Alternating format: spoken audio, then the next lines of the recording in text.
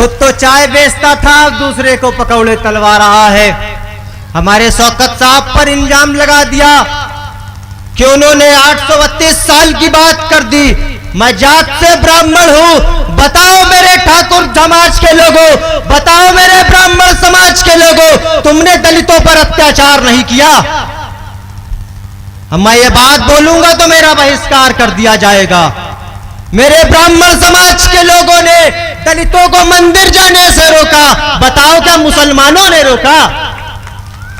मेरे ब्राह्मण समाज के लोगों ने दलितों की शादी में जाने से इंकार कर दिया, उनकी बारात को अपने गांव से निकालने से इंकार कर दिया, बताओ क्या मुसलमानों ने रोका?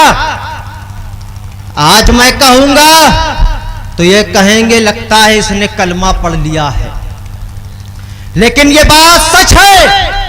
अगर इस देश के अंदर नाइंसाफी किसी कौम के साथ हुई, डिस्पोजल गिलास की तरीके किसी कौम को यूज किया गया, तो वो कौम कलमे ला इलाहा इल्लल्लाह मुहम्मदुर रसूलुल्लाह पढ़ने वाली कौम है।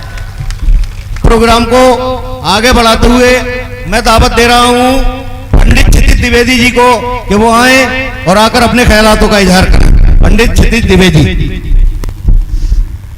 यहाँ पर उपस्थित मेरे बड़े भाई, मेरे बड़े बुजुर्ग, मेरी जद्दार माँ और बहनों, अस्सलाम वालेकुम रहमतुल्लाहि व बरकातुहू।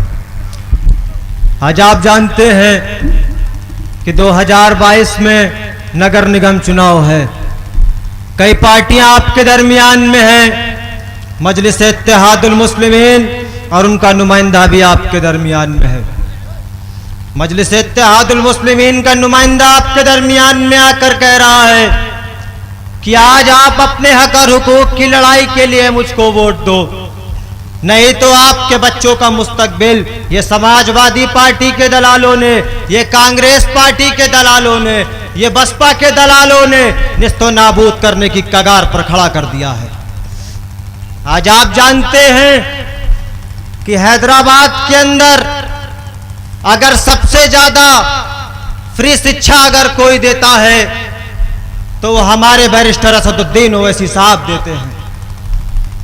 मजलिस इत्तेहादुल मुस्लिमीन का नुमाइंदा आपके दरमियान में आता है और कहता है आप मुझको वोट दो, तो आप कहते हो जाओ तुम बीजेपी के एजेंट हो, तुम लड़ोगे तो बीजेपी कामयाब हो जाएगी। 2012 का इलेक्शन हम नहीं लड़े, 2014 का इलेक्शन हम नहीं लड़े, तो बीजेपी ने सत्ता कैसे पाली? 2019 का नहीं लड़े, फिर भी सत्ता कैसे पाली? लेकिन 2019 का इलेक्शन हम औरंगाबाद की सीट पर लड़े और वहां पर शिवसेना के सांसद को उखाड़ फेंका और इम्तियाज जलील को वहां का सांसद बना दिया।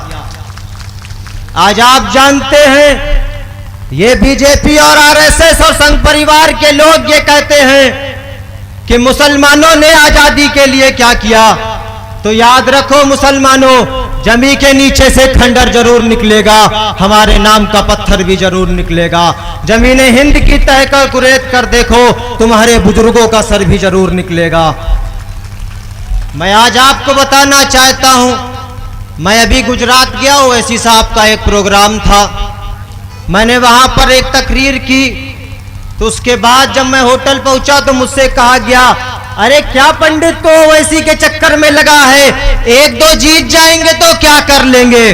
तो मैंने उससे कहा जंगल के अंदर कुत्ते और बिल्लियों की गिनती नहीं होती, शेर कितने हैं ये गिने जाते हैं, याद रखो। आज मैं आपके दरमियान में आकर यही बात कह रहा हूं कि आज मजलिस के नुमाइंदे को कामयाब कीजिए। यकीन मानिए चाय चाय चाय लेकर आपको चाय नहीं बेचनी पड़ेगी, उसका तो काम चाय बेचने का है और आपसे कहता है पकौड़े तलो। खुद तो चाय बेचता था, दूसरे को पकौड़े तलवा रहा है। हमारे शौकत साहब पर इल्जाम लगा दिया कि उन्होंने 832 साल की बात कर दी। मैं जात से ब्राह्मण हूं, बताओ मेरे ठाकुर समाज के लोगों, बताओ मेरे ब्राह्मण समाज के लोगों, तुमने दलितों पर अत्याचार नहीं किया? मैं ये बात बोलूंगा तो मेरा बहिष्कार कर दिया जाएगा। मेरे ब्राह्मण समाज के लोगों ने दलितों को मंदिर जाने से रोका। बताओ क्या मुसलमानों ने रोका? मेरे ब्राह्मण समाज के लोगों ने दलितों की शादी में जाने से इंकार कर दिया, उनकी बारात को अपने गांव से निकालने से इंकार कर दिया। बताओ क्या मुसलमानों ने रोका? आज मैं कहूंगा तो ये कहेंगे लगता है इसने कलमा पढ़ लिया है, लेकिन ये बात सच है। अगर इस देश के अंदर नाइंसाफी किसी कौम के साथ हुई, डिस्पोजल गिलास की तरीके किसी कौम को यूज किया गया, तो वो कौम कलमे ला इलाहा इल्लल्लाह मुहम्मदुर रसूलुल्लाह पढ़ने वाली कौम है। शॉर्ट कर दें। आज इस देश के अंदर, आज आप जानते हैं इस देश के अंदर, आप थाने के अंदर जाइए, यादवों समाज का बेटा है, दलित समाज का बेटा है, उसके बदन पर वर्दी है, मुझको अच्छा लगता है। ब्राह्मण का बेटा है, जाटों का बेटा है, उसके बदन पर वर्दी है, हमको अच्छा लगता है। लेकिन उसी जेल के अंदर, उसी थाने के अंदर हमारा मुस्लिम समाज का बेटा है, लेकिन उसके बदन पर वर्दी नहीं है। वो उस थाने की हवालात में बंद है। इसका जिम्मेदार कौन है? अगर नाइंसाफी किसी के साथ होती है तो मुसलमानों बताओ तुम्हारे साथ क्यों होती है? बताओ मुसलमानों, इस देश के अंदर 1947 को 15 अगस्त को हमारा देश आजाद हुआ। कुछ महीनों बाद 1947 को दिसंबर के महीने में लखनऊ के रफायाम क्लब में एक कन्वेंशन बुलाया गया, जिसकी सदारत मौलाना अबुल कलाम आजाद साहब ने की। उस सदारत में हिंदुस्तान के सभी दानिश्वर मुसलमानों तबकों को बुलाया गया और कहा गया कि ऐ मुसलमानों, देश आजाद हो गया है। देश के अंदर दो सियासी पार्टियां हैं, पहली मुस्लिम लीग और दूसरी कांग्रेस पार्टी है। लेकिन मुस्लिम लीग के कायद तुम्हारे कायद नहीं हैं, मुस्लिम लीग के कायद नहीं हैं, मुस्लिम लीग के जो नेता हैं वो तुम्हारे नेता नहीं हैं। उस कन्वेंशन में यह कहा गया कि मुसलमानों, कांग्रेस पार्टी तुम्हारी पार्टी है, मुसलमान भोला भाला। लेकिन मुसलमानों ने अपनी बातों को उनको समझा, कांग्रेस पार्टी को 60 साल का इख्तियार दिया। क्या किया? 60 साल की हुकूमत कांग्रेस पार्टी को दी। वक्त की समस्या है, वक्त की पाबंदी है। इसी के साथ अपनी बात को समाप्त करता हूं, लेकिन याद रखो आने वाला समय तुम्हारा है। नकीब मिल्लत बैरिस्टर असदुद्दीन ओवैसी साहब का वो समय है।